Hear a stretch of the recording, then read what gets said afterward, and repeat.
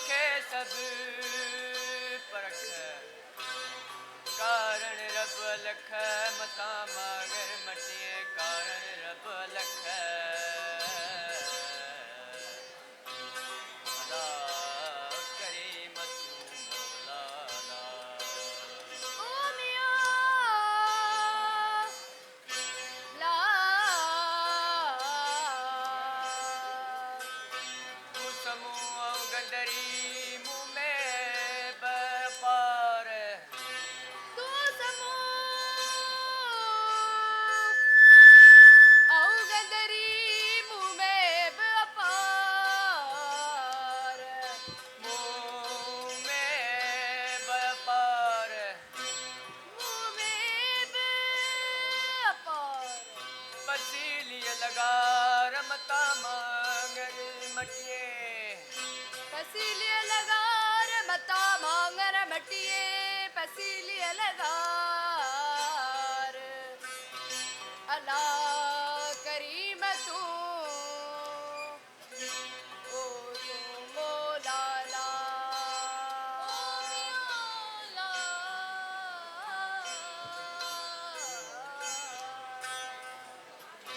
तू समूह गंदरी मुँह में बनजूर तू समूह गंदरी मुँह में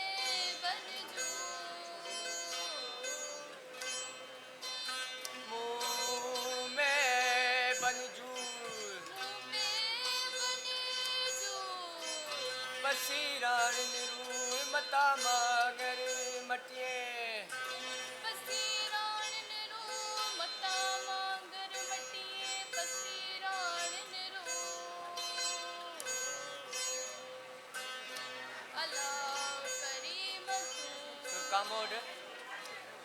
कामोड असां तव्हांजे अॻियां पेश कयो ऐं हुनजे वाए जा लफ़्ज़ आहिनि तो दरायस जाम समा साम तुंहिंजे न समी न सूमरी आया गंदरी गुलाम समय बिना सरदियूं कींजर भाया क़याम उनजो अब्दुल लतीफ़ चए मुता लाए मलाम तो दरायस जाम समा साम तुंहिंजे वाए जा अल्फाज़ तव्हांजे अॻियां पेश कयो ओ तो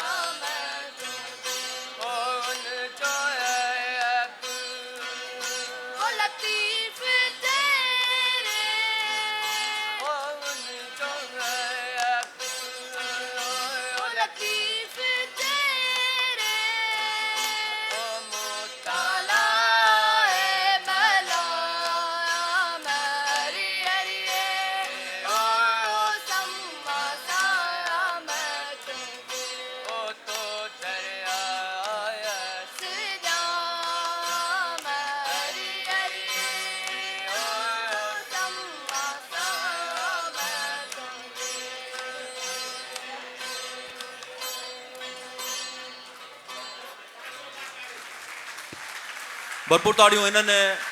ही कॉलेज जा नौजवान स्टूडेंट्स आहिनि गवर्नमेंट डिग्री कॉलेज भिट शाह जा शागिर्द ऐं शागिर्दाणियूं जिन शाह अब्दुल लतीफ़ भिटाई जो राग पेश कयो ही सॼण सेई जे मूं कोड निहारिया ही सॼण सेई जे मूं कोड निहारिया ईंदमि जां पेही त सभु लाहींदमि ॾुखड़ा असांजे हिन अॼोके 5 हैदराबाद लिटरेचर फेस्टिवल जी इफ़्तिताही तक़रीब जो ख़ासि महिमान सैयद सरदार अली शाह साहब जेके मिनिस्टर आहिनि सकाफ़त सियाहत ऐं नवादरात खाते जा असां खेनि तव्हां सभिनी जे ताड़ियुनि जे गूंज में गुज़ारिश कंदासीं त मथे स्टेज ते अचनि ऐं ख़ासि महिमान तौरु स्टेज ते वेहनि तव्हां सभिनी जे भरपूर ताड़ियुनि में सैयद सरदार अली शाह साहब असीं गुज़ारिश कंदासीं मथे स्टेज ते वेहण लाइ मोहतरम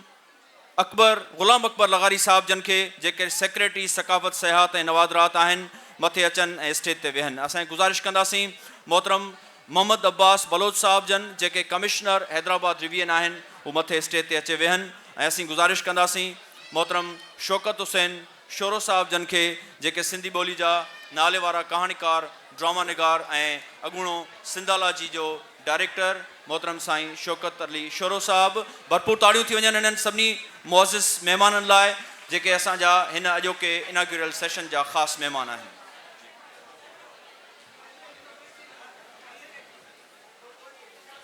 मां दरख़्वास्त कंदसि madam deputy commissioner Hyderabad madam Ayesha Abro खे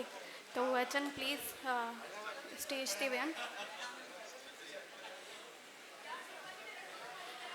ऐं last but not the least असांजे प्रोग्राम जा ऑर्गेनाइज़र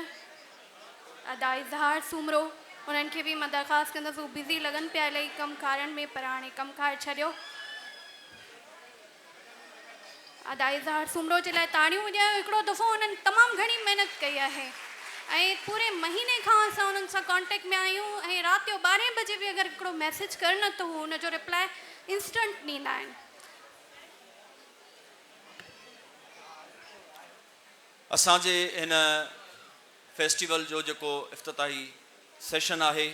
उन में जेके मुअज़्ज़िज़ महिमान स्टेज ते मौजूदु आहिनि उन्हनि खे असां